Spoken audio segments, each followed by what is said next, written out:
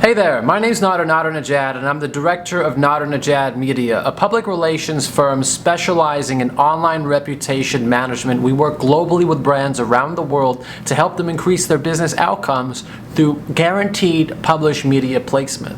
But in today's video, we're not going to talk about our brand. We're going to be talking about yours, and specifically how you can make business-to-business or B2B sales. I'm going to walk you through the entire thing. Whether you're a beginner and you've never made a B2B sale before, or if you're an expert and you're realizing you're not making as many as you would like, or they're not as high quality, or they won't purchase high ticket, or at least you think they won't purchase your high ticket services. I'm going to help debunk some of those myths, and I'm going to take you from the very beginning on the interest stage, the acquiring stage, and also the retention stage. So you can get these people interested, you can get them sold, and you can keep them for months on end. So let's talk about B2B sales, and not just B2B sales, but successfully using B2B to scale a corporation. Now, you beginners out there who've never scaled a corporation before, perhaps if you're looking at this video, you're not right at the beginning. You're somewhere in the middle, or you've moved along a little bit because you understand that B2B sales is the key. So with business-to-business sales, you're more likely to pull in more revenue. Of course, you're working with large corporations instead of a customer. So this is great. The number one reason why you can't scale an agency isn't because you have poor management skills. You can't scale your corporation. It's not because you have poor management skills. It's because you're not generating enough at the top immediate revenue to be able to take that money and then hire people.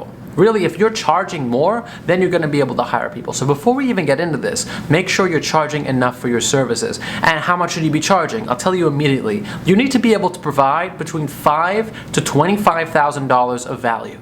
That's the starting point, okay? So if per month, you should be able to provide $5,000 to $25,000 of value. If you've not reached that level of expertise yet, you are not ready for B2B sales. So understand you're going to be charging that much for your services. And for many of you who are later on, in this sort of field, you understand that. But for people who are, let's say, internet entrepreneurs, which is super popular nowadays, these people don't understand how to move from stage one to that stage. But once we put that idea in their head where they realize, okay, I get it, I need to pay salaries, I need to keep the lights on, I need to expand, then they understand. So I'm stating that off the bat.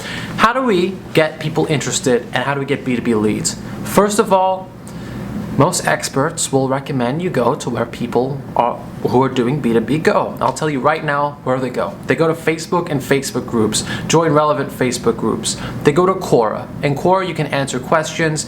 Quora is in the top 20 of highest served web traffic. So if you go to Quora.com, you answer relevant questions and contribute to conversations while leaving backlinks to your website. You're going to get leads from Quora. Hopefully. I mean, you have to do this for a long time, so you want to set, I'm going to do this for X amount of days, I'm going to do this a certain amount of time, and then eventually it works. But let's delve even deeper into it. What's the number one way to bring in B2B leads, in my opinion? It's video. You need to be creating video content. I get it, people have said it before, but here's how you do it. This is how you bring in B2B leads.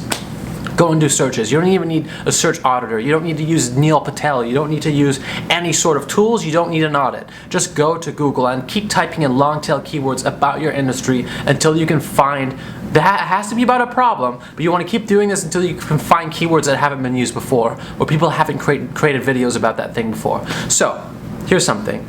How to suppress negative Google links for ex-convicts. No one's wrote that entire thing. And if I'm searching, I might not write ex-convict because I won't refer to myself that way. So get into the person's head. How to suppress negative court and arrest records. Bam. Maybe there's a few videos, but let's keep refining that keyword. You did it? Okay. Now hammer that keyword 10 times. Make 10, 20, 30, 45 videos, 45 assets. That's a customer geared message. Okay, so you're going to bring in customers. Now you want to bring in businesses. Think of long tail keywords and make videos around those things until you bring people in. You want to be directing people from those videos, from those assets onto your webpage, onto your landing page. And the best thing, the number one thing you can do is implement a chatbot. Because these things, they actually pop up and say, do you want some help? And it looks like a live person. And that's tempting because it shows people they're going to get immediate conversation. It's going to break down that barrier of having that form on the website. They have to fill it out, they have to wait, they've seen a lot of them. But if somebody pops up and says, hey, you need some help? I'm here to help you. they're likely to fill it out. So you understand from the very beginning that you need to be generating that interest. Go to where your leads are going, and then start creating those videos. But you want to lie in small parts of the market. You don't need to be bringing in thousands and thousands of views. Here's an interesting fact for you. Long tail keywords bring in more qualified leads. So if you're bringing in more qualified leads from long tail keywords, and even if there's just a few people, it doesn't matter, because one client pays for 3 employees. So it takes a really long time to kind of understand.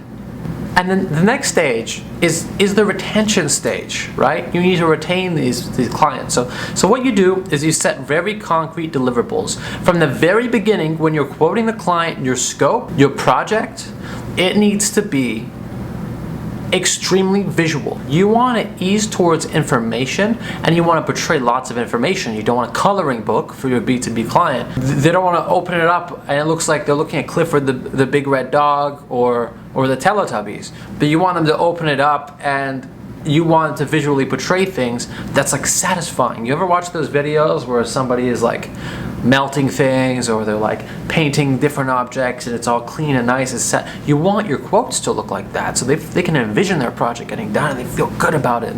And so you want to do that for a certain amount of time. You want your billing to look nice.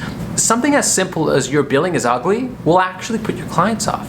With B2B clients, you want to expect a 2 times longer sales cycle. So you want the sales cycle to be an experience. Let me say that again. With B2B clients, you can expect a longer sales cycle. So you want the sales cycle to be a good experience. You want it to be fun. You want them to love the visuals. You want them to enjoy the conversation. You want them to feel like you understand them and you're inside of their head to work out their issues, to resolve their conflicts, and you'll be doing that. So once you finally get the client, I hope you have your workflow and your management down to the level where you can give your team a finite amount of tasks and have them execute. You find one thing.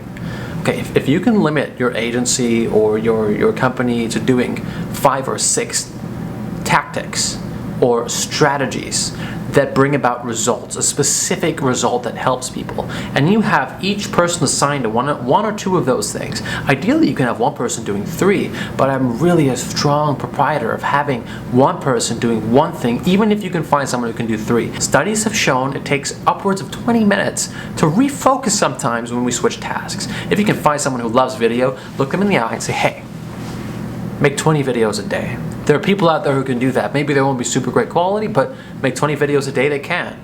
Find someone who loves to write. Write 10 articles a day. They'll probably do it. But you need to keep them engaged as they're doing this. Every article that write, you're doing an incredible job. Tell them that, give them incentives, because the amount of productivity you're getting out of each one of these people because they're doing one thing is like 5 employees.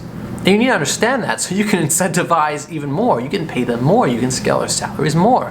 And then if you keep it down to those things, you need to understand the con of that is they may get bored, they might hate it because it's so repetitive. But if you can, you're going to be moving like a well-oiled machine, and that's when you can over-deliver. You retain your clients by delighting them. You think, how can I delight my client each and every day? Warren Buffett says it himself. There's a Berkshire Hathaway video that says it. You're showering? Think about, how can I delight my client? You're going to bed? How can I delight my client? You're waking up in the morning? How can I delight my client? And your content team, whatever your team is, performing one task at scale is going to allow you to over-deliver. Find things that you can over-deliver on. Generally, these are going to be things that are internally facing. You don't want to publish a press release, without telling your client. But keep them internally facing and surprise them. Give them things that they wouldn't even imagine they needed, and this is gonna keep them on board. That's how you sell to B2B. That's how you retain B2B, and that's how you get started. My name's Nadernejad. Bit of a different style of video. If you want more information about communications, online reputation management, or if you want to communicate your message on channels that are going to bring you results, check out my website down below. And thank you for watching.